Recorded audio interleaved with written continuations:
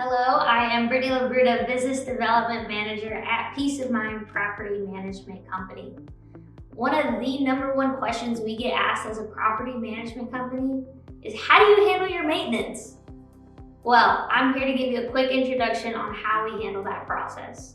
The first step in this process is the resident must submit a work order through their resident portal.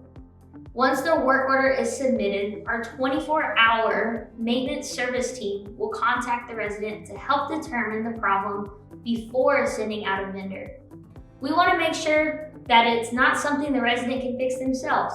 Example, a tripped breaker or the simple reset button on a garbage disposal, before there is a charge for a service call.